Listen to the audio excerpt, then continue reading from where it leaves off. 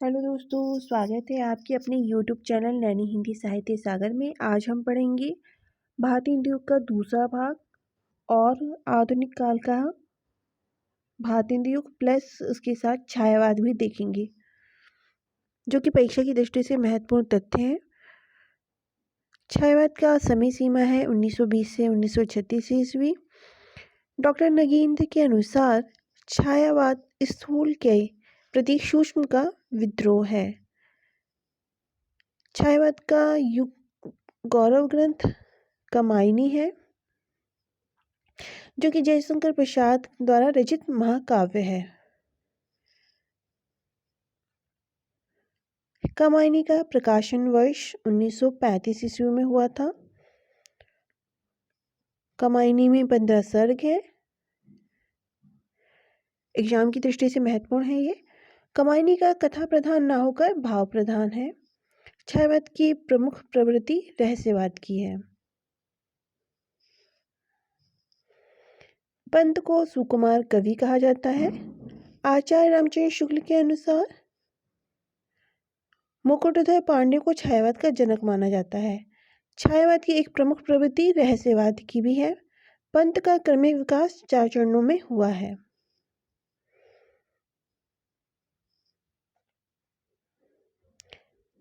छायावाद की काव्य प्रगतिवाद काव्य अंतश्चेतनावादी काव्य है और मानवतावादी काव्य है। ये थे छायावाद के कुछ महत्वपूर्ण तथ्य जो परीक्षा की दृष्टि से महत्वपूर्ण थे। आगे हम पढ़ेंगे ये भारतेंदु युग के जो प्रश्न पिछले रह गए थे, दूसरा भाग इसका पार्ट 2 हम ये पढ़ेंगे, जो महत्वपूर्ण भी है परीक्षा की दृष्टि से।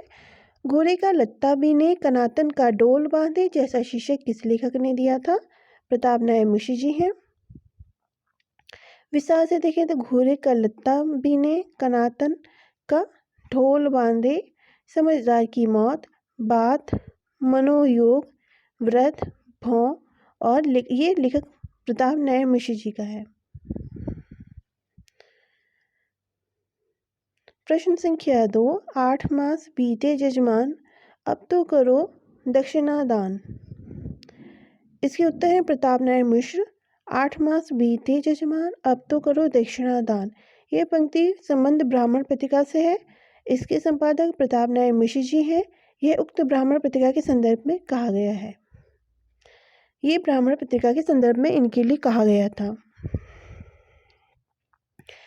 प्रश्न संख्या 3, साहित्य जनसमूह हृदय का विकास है। ये परिभाषा किसकी है? यह परिभाषा बालकृष्ण भट्ट जी की है।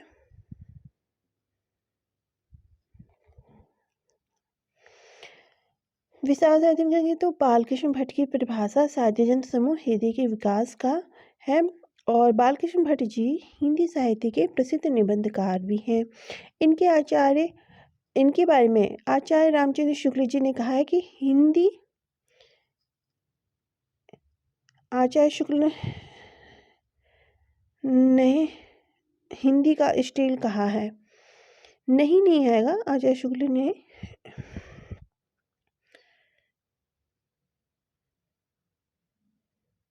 हिंदी का स्टील कहा है।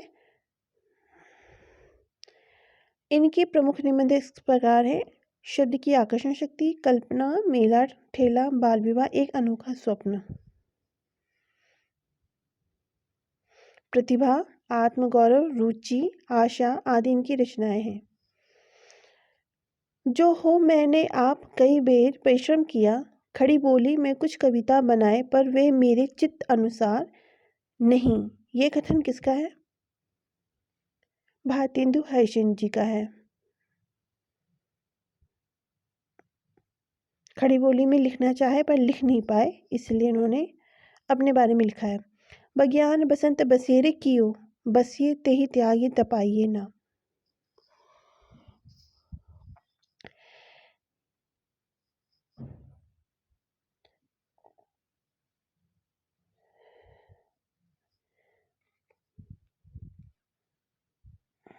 दिन काम कौतूहल के जो बने, तिन बीज वियोग बिलाइए ना।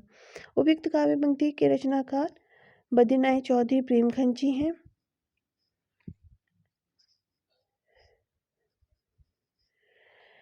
प्रेमखंड की प्रमुख काव्य रचनाएं निम्नलिखित हैं: वर्षा बिंदु, मयंक, आलोक लीला, जीर्ण जनपद आदि। प्रश्न संख्या 6,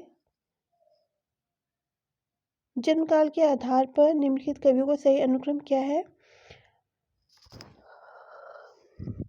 भारतेंदु हरिश्चंद्र 1850 से 1885 ईस्वी। बद्रीनाथ चौधरी का जन्म हुआ था 1855 में ईस्वी में और मृत्यु हुई थी 1923 ईस्वी में। प्रताप नारायण मिश्र का जन्म हुआ था 1856 ईस्वी में और इनकी मृत्यु हुई 1894 ईस्वी में। जगमोहन सिंह का जन्म हुआ था 1857 में और मृत्यु हुई 1899 ईस्वी में। प्रश्न, ये ऐसे प्रश्न पेपर में अक्सर पूछे जाते हैं, जन्मकाल और उनका मृत्युकाल। अगला प्रश्न है, साहित्यकारों में सबसे कम आयु किसकी रही?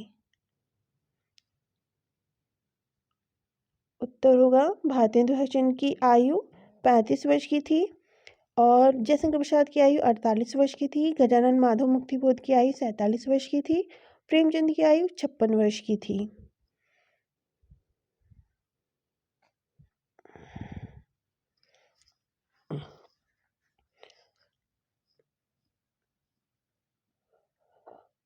आचार्य रामचंद्र शुक्ल की दृष्टि से किस युग के लेखक की दृष्टि है व्याकरण के नियमों पर अच्छी तरह से नहीं जमी थी?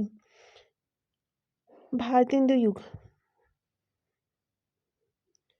भारतेंदु युग के लेखक भारतेंदु हरिश्चंद्र जी हैं, बद्रीनारायण चौधरी, प्रेमखंड और प्रताप नारायण मिश्र जी, ठाकुर, जगमोहन सिंह, लाला श्रीनिवास दास आदि।